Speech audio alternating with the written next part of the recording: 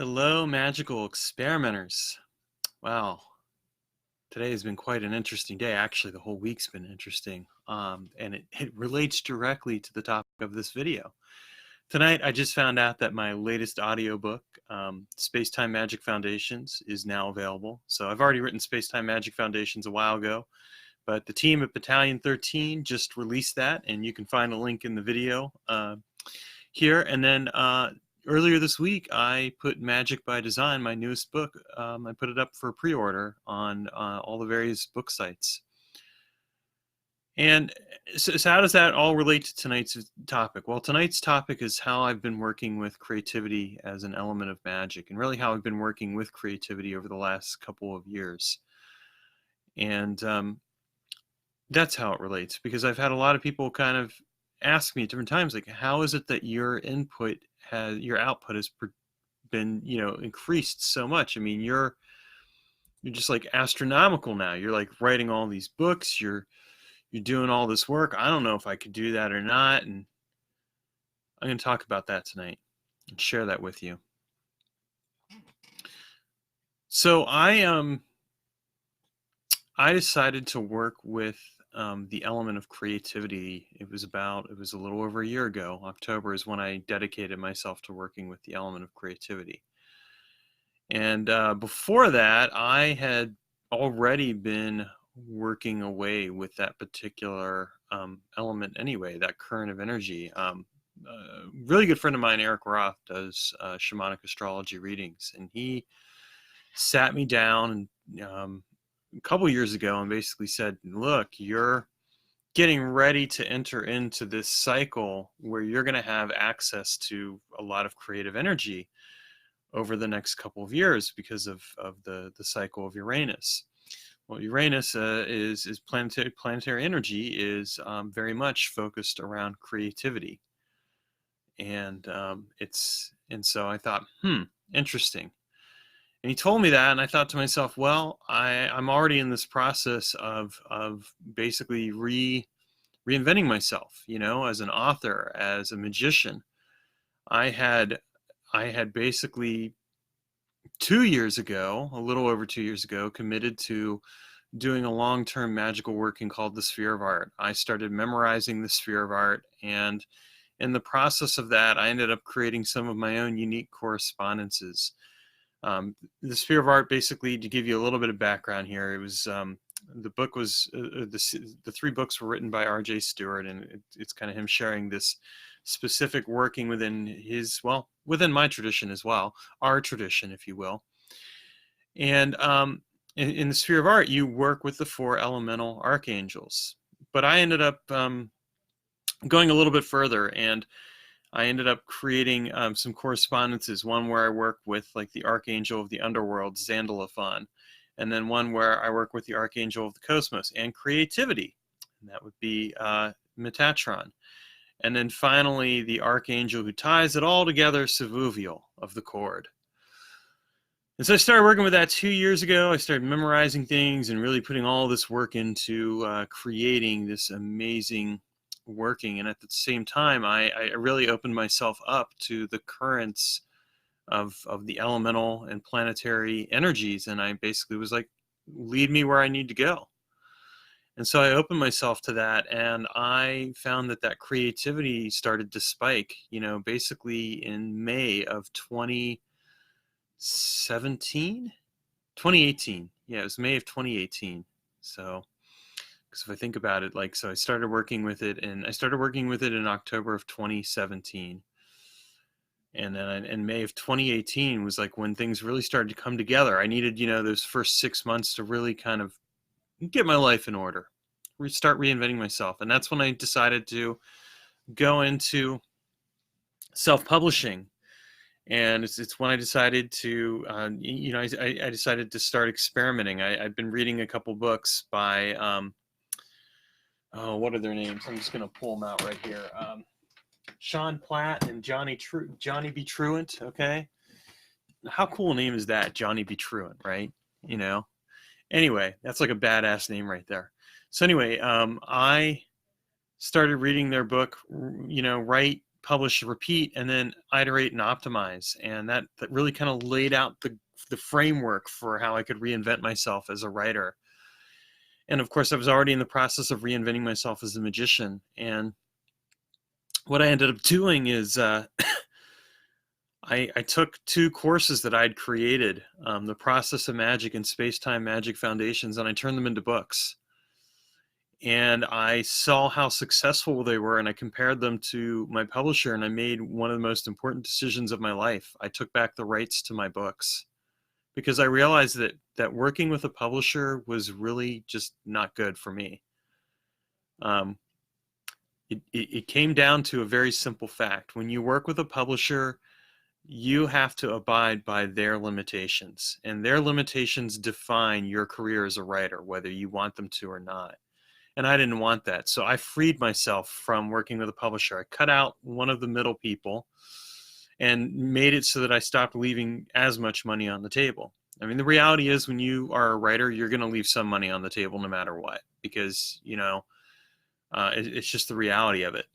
But a lot of writers leave a lot more money on the table than they realize when they work with publishers. It's just my opinion, but it's based on my experiences, and it's based on the fact that at the end of the day, there are a lot more people who are able to hamper your creative vision when you limit yourself with your work. And I see that. I mean, I was watching this video today actually about another author. I'm not going to say her name, but she was talking about how she decided to set up a Patreon account because a lot of the material that she was, working on, the publishers or whatever, it wasn't very marketable. And I thought to myself, well, that's just ridiculous and silly. Well, who's really limiting her? It's her. It's her choice to work with those publishers. And yeah, don't get me wrong. I mean, some of those publishers are great, in the sense that they'll blow you up in some ways. They'll make you a bit of a celebrity and everything else, but you leave a lot on the table. And what I really realized with my with my work with the element of creativity is that if you're doing it right, you're gonna get out there to the people that need you anyway, and you're gonna connect with them. I mean, I see that all the time because I have connected with my audience, my community, in ways that I had never connected with them before when I was working with a publisher, that because I was limiting myself, and really what I was limiting was my creative expression, not just as a writer, but also as a person connecting with you. I mean, you look at these videos and they're not, they're very raw and direct, and that's purposely so, because I want you to connect with me, the person, Taylor Ellwood, the magician and the writer and the person, over connecting with, this polished image, if you will, that isn't really reality. And I see so much of that on YouTube. It's just crazy. And that's what I see in general with a lot of stuff. Now I'll be honest with you. I kind of put myself into that situation to some degree. I've always been a person who's gone my own way, and sometimes I've made some decisions that weren't the greatest, or I kind of went off on my own path, like when I basically just decided I was done with the pagan convention scene, because I hated the fact that the pagan conventions were really focused on, big name authors who were with big name publishers and were not transparent at all about how they selected their authors and everything. And when I called them out on it, what did they do? They ended up blacklisting me, because they're like, how dare you call us out? How dare you demand that we pay attention to smaller publishers and to independent writers? How dare you try and tell us how to do our business? And I have to tell you, one of the most satisfying things for me is seeing one of those big pagan conventions. It's just done after this year. It's done after 2020, because that person who ran it basically sabotaged herself. And I'm happy about it, because the fact of the matter is it was just another example of, these people with these vested interests who are more focused on trying to curtail and contain creativity than allow it to be expressed. And really, going on this journey of being independent, that's what it's really brought forth for me. So as I started working with the element of creativity, I really began to unlock myself and free myself. And when I officially took on that creativity, I really started working with the Archangel Metatron quite a bit, and working with that creative current. And that in and of itself was very helpful. Ironically enough, like the first half of 2019 was actually not very productive. And the reason why was because my dad died. I mean, I just, everything just kind of went out the window with that. I published like one book in January, and I was gonna like get ready to work on the next stuff, and then my dad died, and that was it. Like I needed to just focus on that for a while. But that whole process in and of itself was also a creative, it was just a creative release in a way, because all of a sudden here I was without this defining force in my life. And when you think about it, like how appropriate in a weird kind of way that here I am, I'm working with the energy of Uranus, right? The planetary energy of Uranus. And you look at like the Greek myths, and there's like, this father-son struggle and everything else. And like in a weird kind of way, with my dad's death, like that was no longer there. Now, don't get me wrong, I didn't want him to die or anything like that. I want to be very clear here on that point. I was very devastated, and it took quite a while to get to work through the grief. I still miss him. But when I look back on it now, I can see this Uranian current kind of working that experience in. And here's the thing, like with my approach to magic, like I do a lot of long-term magic at this point. And the way long-term magic works is that it helps, it basically takes the events in your life and it works them into your life in a way that really brings up the lessons you need to work through, but also the results you need to have. And then things just start to roll. And so for me this summer in particular, things really just started to like blow up. Because that's like in July, I published The Magic of Art. And then in August, I published Learning How to Fly, my first fiction book. And then in September, I ended up publishing, what was it? It was, I don't even remember, How to Troubleshoot Your Magic. And then in October, it was The Zombie Apocalypse Call Center. And then November, it ended up being Learning How to Be Free, which is my next superhero book. And now like I could have published Learning or Magic by Design in December, but I decided to push it off till January. So, and I'm already working on the latest Zombie Apocalypse book. So like that's going to come out next month. Or well, I don't know if it'll come out next month. It'll probably come out in February, but it's like I'm working away on it. And it's coming together. And at the same time, if I were to show you my whiteboard, I would tell you that like I have tons of future projects here. These are all just writing books. These are all just things. Now, a lot of people would say, well, Taylor, why all this focus on the writing and everything? And it's because I realized some very important things in this journey to creativity. A lot of people associate creativity with being artsy fartsy and fair, flighty and all that. And that's not me at all. Okay. Like I mean, I love art, don't get me wrong, but I'm not an artsy fartsy kind of guy, and I'm not very flighty. I'm very focused and disciplined and organized. If you look at how I approach things, I build processes and systems, and I iterate and I optimize, which is why, like for me, this whole thing is working, because like every single time I put out a new book, I experiment with how I launch it. I'm trying new things every single time. I'm gradually refining and improving my system, and it works like clockwork. People don't associate that with creativity, but that is in some ways the very essence of creativity.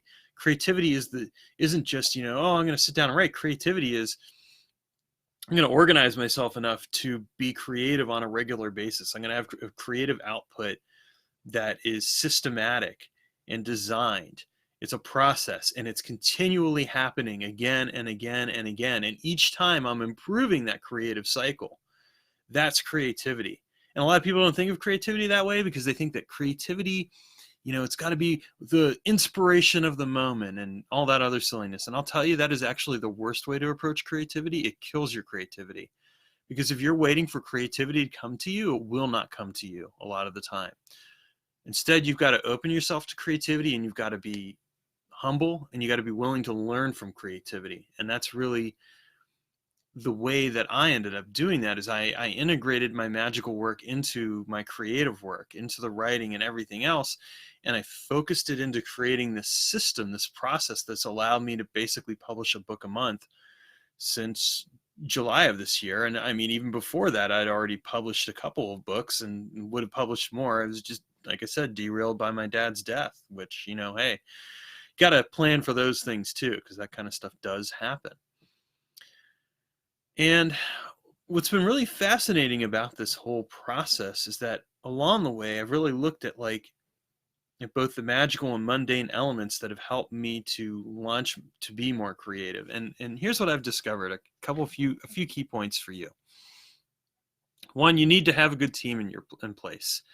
And a good team are ideally people that you're working with as equals. Okay, like when I worked with my publisher, I was never really an equal, and I hated that in a lot of ways. I think that was one of the things that really caused me not to enjoy it. And then, when I realized how much money I was leaving on the table, it was like that was the death knell to that relationship.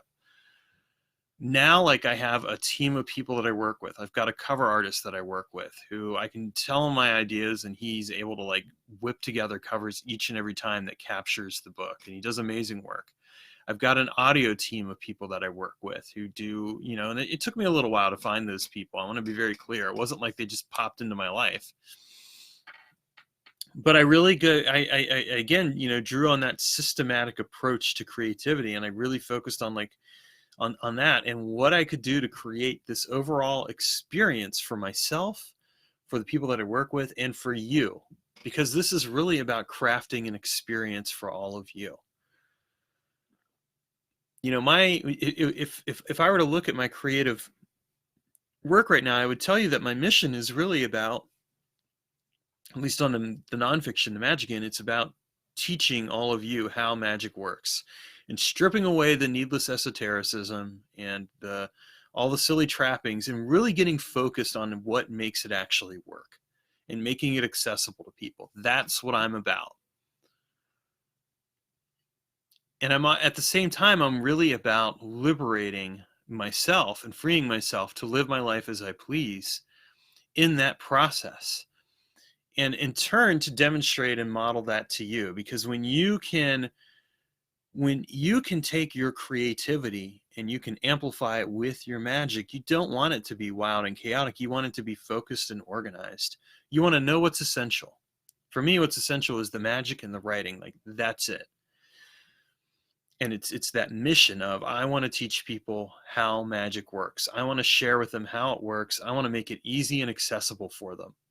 That's my mission when it comes to that. With my fiction, the mission is, I want to create enjoyable, unusual stories that provoke people and make them laugh, and that approach things from an unusual angle. And so far, that seems to be going pretty well. So, having that sense of mission and having that essential focus is important, because everything you do as a creative should be focused on, am I fulfilling my essential tasks? Am I focused on what really matters? Like, for me, I will never again take on projects with other people unless I know those projects fit hand in hand with what's essential to me. I used to do that. I used to take on projects all the time, and I was miserable. And the reason why was because I wasn't being true to myself. I was trying to cater to what someone else wanted, and I was letting that confine my creativity.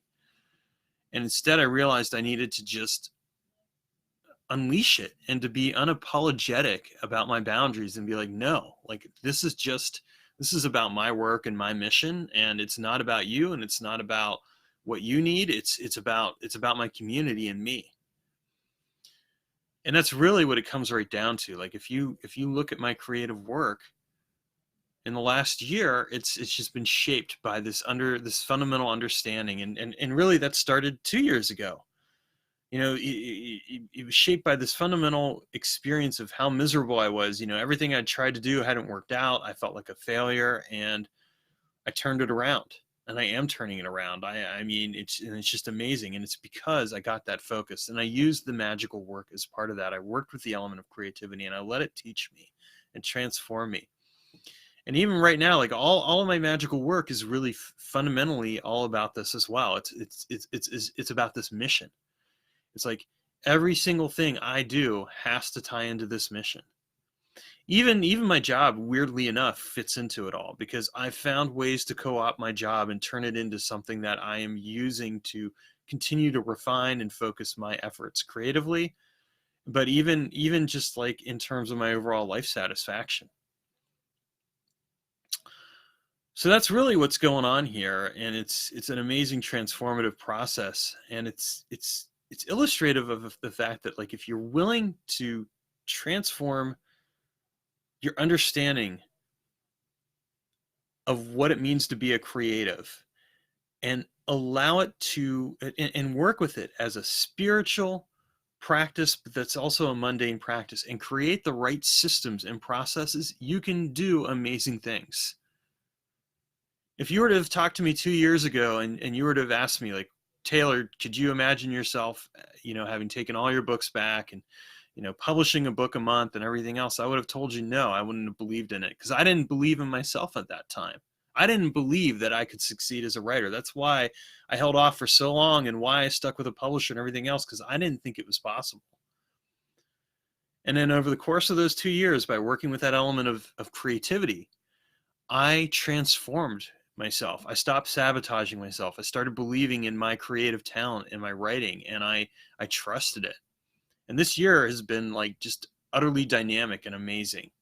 Like I can't even imagine what next year is going to be like, in a way, and like, and at the same time I can, because I know it's just going to be even better than this year. And this year has just been mind-blowing. And it's because I was willing to transform my relationship with my creative genius. It's because I was willing to get clear and focused on what really mattered to me. My mission, which is to teach all of you how magic works, to make it accessible, to get rid of all the esoteric jargon and all the silliness and everything else that every other magician out there puts on magic and makes it so inaccessible to everyone else. That's my work. That's why I'm here, to serve you, my community, and at the same time to create this amazing architecture of work that speaks to and empowers you. When you have that kind of clarity and focus, everything changes. And that's why I've been so creative. That's why I've been able to just up my creativity and amplify everything, even with a full-time job. And that's something you can do too. You just have to get clear on what really matters to you, and you have to be willing to do the spiritual work and allow your life to be transformed by what you're working with. So many magicians have trouble with that. They want to control everything. You have to be willing to let go of control sometimes. You have to be willing to just go into the current and let it carry you where you need to go. And that's hard. I mean, trusting that can be so hard, but if you're willing to do it, you can transform your life. And I say that as someone who just has utterly reinvented myself as a magician and as a writer in the last 2 years. And I love it. I fucking love it. And it's just the way it's meant to be, and it's inevitable. Everything I'm doing is just inevitable at this point toward my success and everything that I'm creating.